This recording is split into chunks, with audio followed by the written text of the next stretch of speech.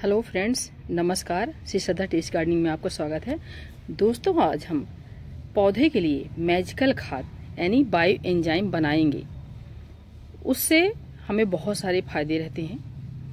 जो है ये एंजाइम क्या काम करता है, क्या पौधे को लाभ पहुंचाता है। तो दोस्तों, ये पौधे की स्ट्रेंथ, इम्यूनिटी बढ़ाने के लिए, पौधे को चमकदार, हरा भरा और स्वस्थ रखने के लिए हम बायो एंजाइम तैयार करते हैं। और फ्रेंड्स, सबसे बड़ी बात यह है कि ये बहुत ही आसानी से जीरो कास्ट में बन जाता है। और हम कई सारी सामग्रियों का, ये नहीं कि किसी एक चीज़ का बनाएं, हम कई सारी सामग्रियों का, जैसे अपने किचन से जो वेस्ट निकलता है फलों का, बना सकते हैं।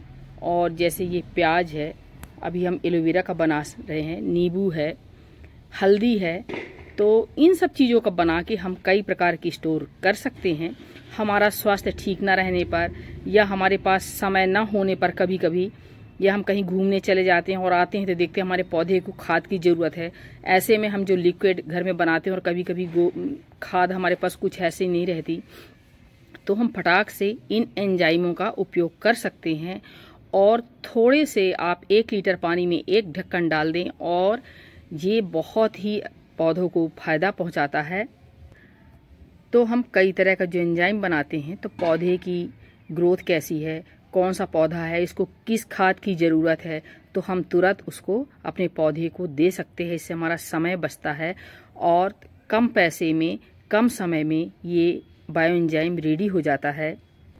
तो फ्रेंड्स, बायो एंजाइम हमारे पौधे को कैसे काम करता है। तो जैसे दोस्तों, हम भोजन करते हैं तो दाल चावल रोटी सब्जी से तो हमारा पेट भर जाता है, लेकिन अगर उसमें सलाद होगा, थोड़ा दूध होगा, घी होगा, और बीच बीच में हम फल या जूस, तो वैसा ही ये बायो एंजाइम काम करता है। जैसे हम फल लेते हैं, फल की जगह तो फल थोड़ा लेट हमको फायदा पहुंचाएगा, लेकिन अगर फल का हम जूस पी लेंगे तो हमको डायरेक्ट बहुत ही जल्दी फायदा देता, मतलब एक ताजगी से तुरंत ही हमें भर देगा, एनर्जी तुरंत दे देगा।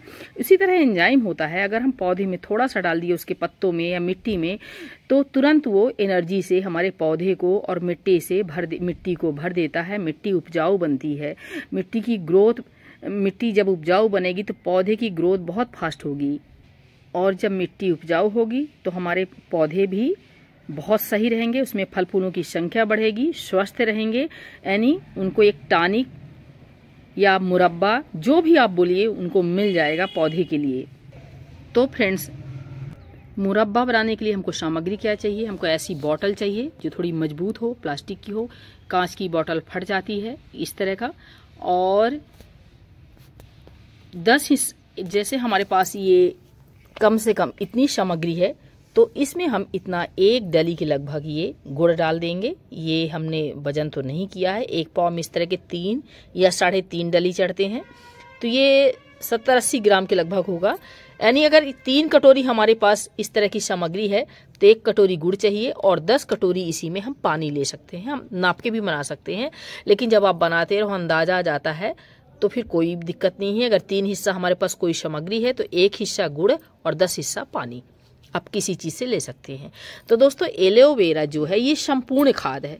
ये फंगीसाइड का भी काम करेगा, रूट हार्मोन्स है, और इसमें सभी प्रकार के पोटेशियम, मैग्नीशियम, कैल्शियम, जिंक, यानी ये सर्वगुण प्रधान है। ये हम मनुष्य भी इसको उपयोग कर सकते हैं।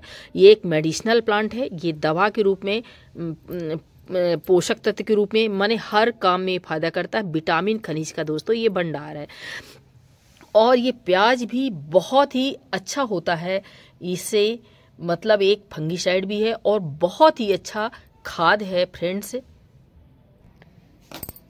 तो फ्रेंड्स, प्याज में पर्याप्त मात्रा में sodium, sulphur, zinc, copper, potassium, folates, vitamin A, C और कैल्शियम, मैग्नीशियम, आयरन और फास्फोरस काफ़ी मात्रा में पाया जाता है। प्याज जो है एंटी एलर्जिक, एंटीऑक्सीडेंट से भरपूर होती है, और इसमें सल्फर पाया जाता है। इसकी तेज दुर्गंध से कीड़े मकोड़े नहीं आते। जैसे दोस्तों, अगर हम जो है केमिकल भी जो है फास्फोरस और पोटेशियम और जो है मतलब DAP, पोटेशियम, ये सब यूज करते हैं। इसी तरह हम कई सारे लिक्विड भी डालते हैं, जैसे गोबर वगैरह खाद डालते हैं और सरसों खली वगैरह। लेकिन हमको माइक्रो न्यूट्रिएंट्स चाहिए, पोषक तत्व, सूक्ष्म पोषक तत्व चाहिए। तो इन सब से प्याज और ये सब चीज़ है कमी पूरी कर देता है। तो फ्रेंड्स, हमने ये पानी ले लिया है इतने से। अब हम ये सब डाल के आपको कंप्लीट बताते हैं और इतना इतना एक एक डली गुड़ डाल देंगे कूच कर। इसके बाद हम आपसे मिलते हैं। तो फ्रेंड्स, ये देखिए, ये हमारा पूरा सामग्री और गुड़ हमने डाल दिया। बाटल गंदा हो गया दोस्तों। एलोवेरा जेल को बाटल में डालने में बड़ी दिक्कत हुई, फिसल जाता था, उसमें चिकनाई टाइप की रहती है। और सबसे बड़ी बात है दोस्तों, प्याज जो है छिलका अलग कर दें, फ्रेश प्याज को ले, सड़ी गली ना लें। और एलोवेरा भी लो तो इस तरह का मोटे गूदे वाला लें। देखिए कितना फ्रेश, कितना मोटा है। ये देखिए, इसकी मैं और खाद बना लूँगी, या कि फिर मैं क्या करती हूँ, इसके पीसेस करके मिट्टी में नीचे जब ग्रो बैग भरते हैं दबा देते हैं, ऊपर से मिट्टी डाल के हम पौधे लगा देते हैं। वो भी खाद का काम करता है, बढ़िया फ़ायदा देता है हमारे पौधे को।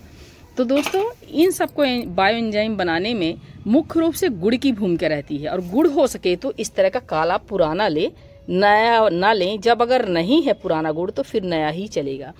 गुड़ क्या काम करता है, इसको जल्दी डीकम्पोज करता है और स्मेल नहीं आने देता और बहुत देर तक इसमें ठहराव होता है, यानी ये खराब नहीं होता।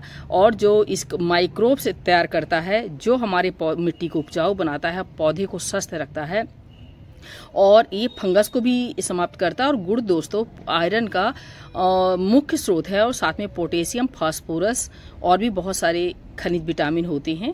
तो देखिए दोस्तों, ये तैयार हो गया। आप इस तरह की बॉटल लें, ना हो तो ये चौड़े मुंह वाली भी ले सकते हैं। उसमें मैंने हल्दी का स्टोर किया है और ये नींबू बन के रेडी हो गया है।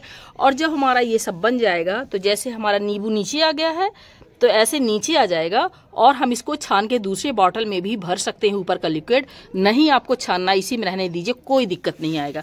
और जब पूरा आपका बायो एंजाइम का लिक्विड खत्म हो जाए तो नीचे का मटेरियल फेंक दें, कोई दिक्कत नहीं आएगी। आप फ्रेश रखना चाहते हैं छान के भर लें, या कि फिर ऐसे ही सामग्री इसमें पड़ी रहने दें। और दोस्तों, जब से अभी ये पूरा 3 महीने में कंप्लीट होगा।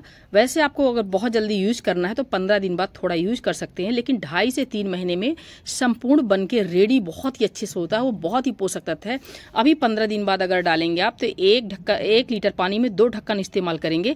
और जब पूरी तरह से इसमें ये तैयार हो जाएगा 2.5 से 3 माह में, तो आप 1 लीटर पानी में सिर्फ 1 ढक्कन ही डालेंगे। इस तरह का इन ढक्कनों में तो काम बन जाएगा दोस्तों। अभी वीडियो लंबा हो जाएगा, बाद में मैं धो के इसको अच्छे से एयर टाइट बंद करूंगी। और दोस्तों, इतना बॉटल मैंने खाली क्यों किया है, क्योंकि इसमें गैस बनती रिलीज होती। जब हम ढक्कन टाइट कर देंगे तो इसको 24 घंटे में एक बार हल्का हाथ से ढीला करना है, ऐसे करके अपने मुंह के पास नहीं करके। गैस बनेगी, अगर आप खोलना भूल जाएंगे तो ये फटने का भी डर रहेगा। तो इसको ऐसी जगह पर रहे जहां आपकी नज़र पड़ती रहे, या कि फिर आप भूल जाते हैं तो ये ढक्कन को पूरी तरह से टाइट ना करें, हल्का लूज छोड़ दें और 2 से 3 दिन बाद गैस निकालें, ऐसा भी हो सकता है।